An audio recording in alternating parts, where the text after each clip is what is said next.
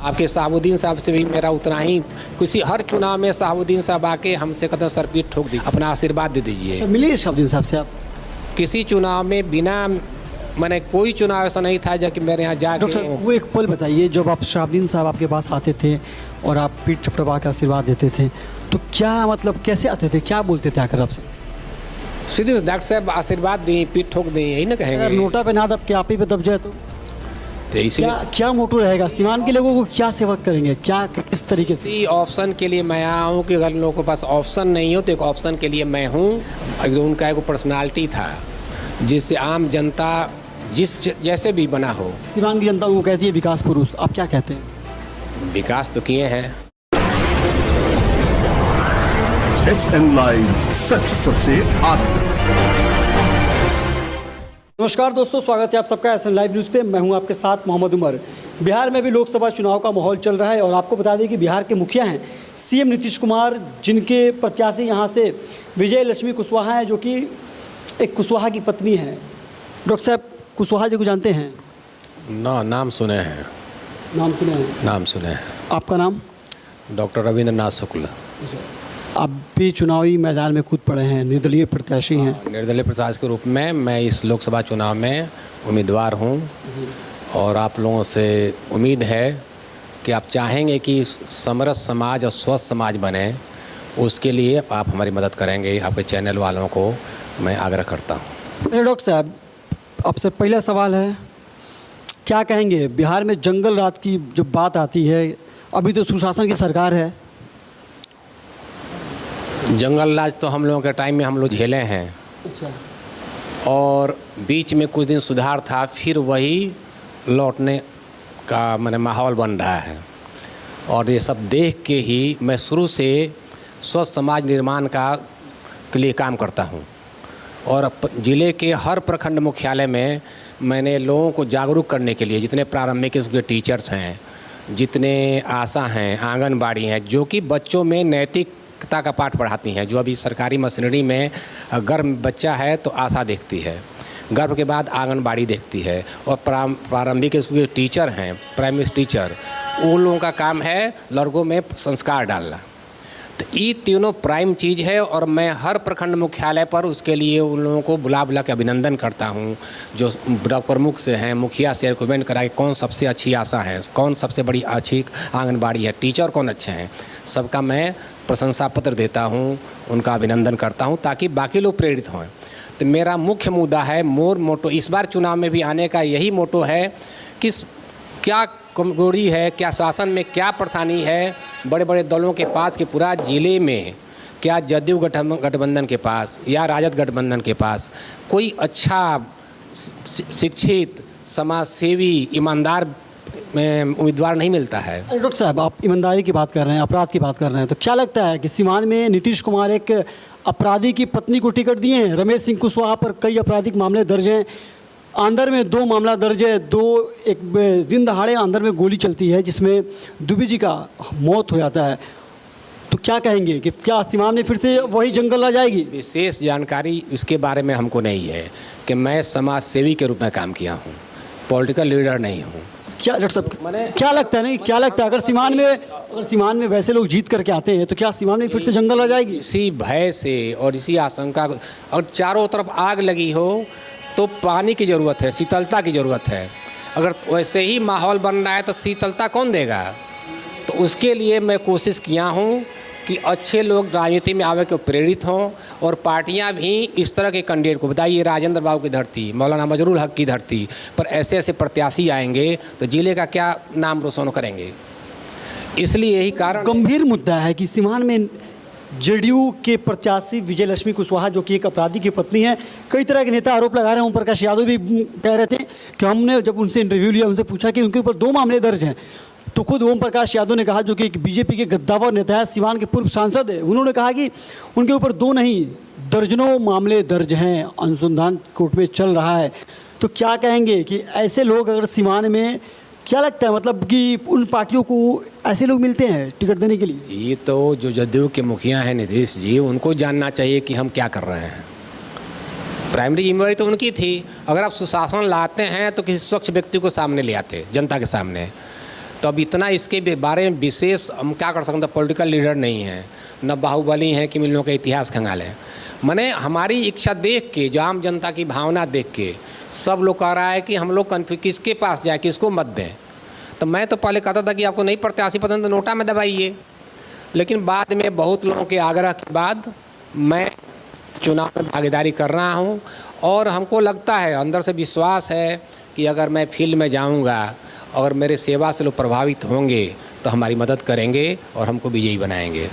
Doctor साहब, आपने NOTA की बात कही है, वोट की बात कही है, तो क्या लगता है अगर नोटा पे ना दब के आप ही पे दब जाए तो इसलिए क्या मोटो रहेगा? सीवान के लोगों को क्या सेवा करेंगे, क्या किस तरीके से? इसी ऑप्शन के लिए मैं आया हूँ कि अगर लोगों के पास ऑप्शन नहीं हो तो एक ऑप्शन के लिए मैं हूँ, और आगे वाली भविष्य भी अगर मैंने ईश्वर की कृपा हो तो आगे वाला भविष्य सीवान का उज्जवल रहेगा। और बाकी हम लोग तो अब बहुत ज़्यादा अपेक्षा नहीं है। मैं अगर सांसद बन भी जाता हूँ तो ऐसा नहीं है कि मेरी पद प्रतिष्ठा बढ़ जाएगी, उससे ज़्यादा मान सम्मान यहाँ के जनता से हमको मिलता है। कोई विधायक सांसद जो हैं सब उतना ही आदर देते हैं। आपके शहाबुद्दीन साहब से भी मेरा उतना ही, किसी हर चुनाव में शहाबुद्दीन साहब आके हमसे कहते हैं सर पीठ ठोक दीजिए, अपना आशीर्वाद दे दीजिए। मिले शहाबुद्दीन साहब से आप? किसी चुनाव में बिना, मैंने कोई चुनाव ऐसा नहीं था जब कि मेरे यहाँ जाके, भले जानते थे कि डॉक्टर साहब हमको समर्थन दे या नहीं दे, अगर आपका आचरण सही है तो औद बिहारी जी हों, वो एक डॉक्टर साहब, वो एक पल बताइए जब आप शहाबुद्दीन साहब आपके पास आते थे और आप पीठ थपथपा के आशीर्वाद देते थे, तो क्या मतलब कैसे आते थे, क्या बोलते थे आकर आपसे?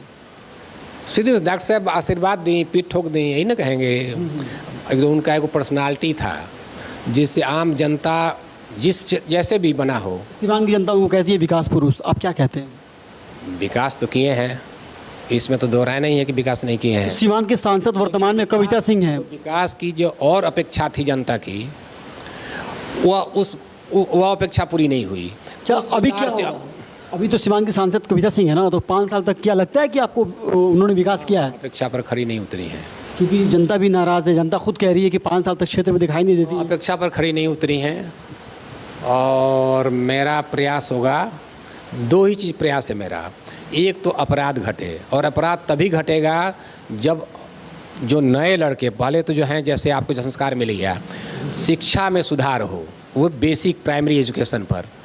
तो मैं ऐसा नहीं कमिट कर रहा हूँ कि आपको कोई नया विद्यालय गढ़ दूंगा। तो यहाँ तो पेपर लीक हो जा रहा है सीएम नीतीश की सरकार में, तो क्या लगता है कि वही उस तरह का शिक्षा हो, उस तरह का व्यवस्था हो, जबकि सीवान में एक अपराधी की पत्नी को टिकट मिला है, उस तरह का माहौल हो, तो क्या लगता है फिर से? नीतीश जी देख रहे हैं कि कैसे पेपर लीक हो रहा है, और ये भी देख रहे हैं कि उनका इतना अच्छा प्रोग्राम था शराबबंदी, राष्ट्र का दिन, मैंने राष्ट्र इसका अनुकरण करता। उस जहाँ तक शराबबंदी से लोगों को लाभ होता, तो एक नई पीढ़ी लग गई है शराब के व्यवसाय में, नए लड़के उसी व्यवसाय में लग गए, बेचते हैं, शराब का मार्केटिंग कर रहा है लोग दिन भर। अच्छा, नए लड़के तो उसी व्यवसाय में जा रहे हैं। तो जहाँ तक इतनी हम इसकी बड़ी प्रशंसक हैं, शराबबंदी के बहुत प्रशंसक थे कि हमको लगता आज़ादी के बाद सबसे कल्याणकारी जनता के लिए काम था, लेकिन उसका एग्जीक्यूशन गलत हो गया। जो जनता से स्वतः स्फूर्त होना चाहिए कि शराब, कैसे हम लोग के टाइम में बहुत सिगरेट पीते थे, स्वतः धीरे धीरे प्रचार करके अब बहुत हर कॉलेज में सिगरेट पीना, धूम्रपान करना कम हो गया है, बीड़ी साफ खत्म हो गया है, खैनी। उसी तरह से ही जनता के अंदर से आता कि शराबबंदी लड़का, मतलब जागरूक समाज की जागरूकता की तरफ से आता, तो ही सफल हो जाता। प्रशासनिक दबाव पे करते, कोर्ट में पैसा लग रहा है, जनता का नसरी को बिजनेस बन गया, पुलिस के तरफ एक बिजनेस बन गया कमाने का। सब जितने सीमा हैं सब पर पुलिस पोस्टिंग कराने के लिए, वहाँ जाने के लिए लोग पैरवी कर रहा है कि हमको ये बॉर्डर खाली शराब के कमाई के लिए। और लड़के तो और हर जगह गलत आचरण में पड़ गए हैं, मार्केटिंग। डॉक्टर साहब, इतने मजे हुए खिलाड़ी हैं, सारा चीज़ का नॉलेज है, बखूबी चुनावी भी नॉलेज है, तो क्या लगता है कि अगर आप आते हैं सीवान में तो पहला कार्य क्या करेंगे? किस तरीके से सीवान को बदलेंगे? सीवान को बदलने के लिए क्या काम करेंगे? देखिए, होता क्या है ना कि जिस तरह का व्यक्ति लीडर होता है, आम जनता उसी रास्ते पर चल पड़ती है। पहला काम क्या होगा मेरा बताया ना, पहला ऐसा कदम होगा कि जो सख्त हो, या फिर कैसे हो? सख्त नहीं। अच्छा बताइए कि क्या कारण था कि शहाबुद्दीन साहब क्षेत्र के लिए बहुत डाउन थे, और जाके हमसे मिलना, आशीर्वाद लेना क्यों करते थे? आदमी पहचानता है कौन आदमी किस आचरण का है। आप तो एक डॉक्टर हैं ना, डॉक्टर भगवान के रूप में होता है। डॉक्टर तो हैं, डॉक्टर से ज़्यादा आम जनता प्यार करती है हमारे व्यवहार से, हमारे आचरण से, और उसी के बल पर मैं चुनाव में आ रहा हूँ। अब पूरा भरोसा है कि केवल हमसे वोट नहीं मांगना है, आप मीडिया से आग्रह है केवल जीवान जिले के हर नागरिक को जना दीजिए कि डॉक्टर शुक्ला जी चुनाव में खड़े हैं, खड़े हो। बस इतना काम कर दीजिए। तो जो बाप देखते हैं बाहुबल, बड़ी बड़ी गाड़ियों का रैली लेके घूमना, पैसा कमाना, मैंने बस तो पैसा नहीं होगा उतना कि आप उतना फंडिंग करें। बताया ना, हम करेंगे, अगर है भी तो करेंगे नहीं। अगर हम गलत आचरण से जीतेंगे तो फिर हम चोरी करेंगे। एक मुखिया जीतता है पैसा दे के, ब्लॉक प्रमुख देखते हैं कि बीडीसी का अपहरण होता है, पैसा पर बीडीसी बिकते हैं। एमएलसी के चुनाव में देखते हैं 2 करोड़ 4 करोड़ 5 करोड़ जीतते हैं, तो फिर वो कमाएंगे। हम एक बार आग्रह कर दें कि हमको पैसा नहीं है, सपोर्ट कीजिए, तो विश्वास नहीं हुआ कि आम जनता के पैसा से हम चुनाव जीत जाएंगे। क्षेत्र में घूमना नहीं पड़ेगा, केवल आपसे आग्रह होगा कि जीवान जिले के जनता को खाली बता दीजिए कि डॉक्टर साहब एक सशक्त प्रत्याशी हैं और ये खड़े हैं। आम जनता स्वतः बस केवल बता देना, केवल बता देना है। मैंने मेरा जो विश्वास है, आप इतना जात में बांट दिए हैं, सब 90 कौन चाहता है कि हम जाति के आधार पर वोट दें? ये सब राजनीतियों में काम है कि जात के आधार पर कैंडिडेट खड़ा करना। नीतीश जी क्यों खड़ा किए हैं? क्योंकि इस जात के बिलोंग करते हैं। कुशवाहा हैं तो क्या कुशवाहा में तो और भी लोग हैं जो कि सीमान में उस ज़माने में कुछ सीमान के एक थे कुशवाहा जो कि शहीद हो गए, आज़ादी की लड़ाई में लड़े थे, तो वैसे लोग नहीं मिले इनको। जब हमारे लीडर का आचरण हो गया कि इससे लोगों को हम दें, वैसे लोग नहीं मिले। आप हाँ, तो यही तो आश्चर्य होता था, इसीलिए आना पड़ रहा है हमको। और मेरा प्रयास है, आप बोले ना कि कैसे सुधार सिवान में सुधार होगा, तो एक तो है कि लीडर के कैरेक्टर से लोग प्रभावित हो, प्रेरित होता है, कैरेक्टर एकदम काफ़ी पावरफुल।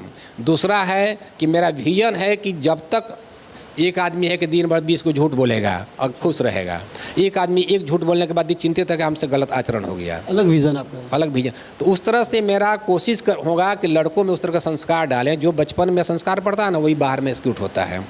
लड़का स्कूल क्यों छोड़ता है? वो बचपन में कमज़ोर हो गया पढ़ने में, तो मन नहीं लगा, भाग जाएगा। तो अगर हम आप एक चीज़ मान लीजिए कि मेरा जो विज़न है, हम एक बार तो लिख के भी दिए थे प्रधान मुख्य सचिव को कि पटना के बारे में प्रोग्राम था कि हर इंजीनियरिंग कॉलेज, जैसा मेडिकल पटना पीएमसीएच में थे, तो मेरा लिख के दिए थे कि जितने मेडिकल कॉलेज के छात्र हैं, जितने आईआईटी के छात्र हैं पटना के, जितने एनआईटी के छात्र हैं, बट नेचुरल वो अच्छे लड़के हैं, उन लोगों को जितने गवर्नमेंट स्कूल है, +2 विद्यालय, सबको 2-2 वीक में 2 घंटा प्राइवेट उस स्कूल में पढ़ावें। इससे होगा जब बाकी टीचर्स की क्वालिटी बहुत गिर गई है, आप सब जानते हैं, तो कम से कम टीचर भी प्रेरित होंगे और छात्रों को लाभ भी मिलेगा। और जो डॉक्टर बन के लोग बड़े बड़े शहरों में रह जाते हैं, उनसे अफेक्शन होगा कि हाँ आम जनता के बीच में हम जा रहे हैं। 2 घंटा के लड़कों से जाएंगे तो लड़कों से दोस्ती होगी, प्रेम होगा, तो भी गाँव में जाना पसंद करेंगे। तो मैं प्रोग्राम रोजगार के बारे में जो कोरोना पीरियड आया था, उसमें ही प्रोग्राम चौकआउट किए थे कि कैसे हर प्रखंड लेवल पर एक उद्योग होगा ताकि लोग पलायन नहीं करें। अच्छा, इस तरह का जब सोच सीमान में अगर ऐसा नेता आता है, इस तरीके की सोच का आता है, तो बखूबी कि सीमान का विकास होगा? नहीं होने का कारण नहीं है। और ये भी कमिट कर रहे हैं कि अगर हम बनते हैं और 3 साल के अंदर अगर हमने इतनी पर सफल नहीं होते हैं, तो जनता हमसे हमारा त्यागपत्र मांग सकती है। दे देंगे आप? दे देंगे, कोई लस्ट नहीं है मंत्री पद। मतलब ऐसा नहीं है ना कि जैसे हम पद मिल गया तो फिर अब सीमान में नहीं दिखेंगे। जैसे अभी आरोप है जनता का कि सीमान की सांसद नहीं दिख रही हैं।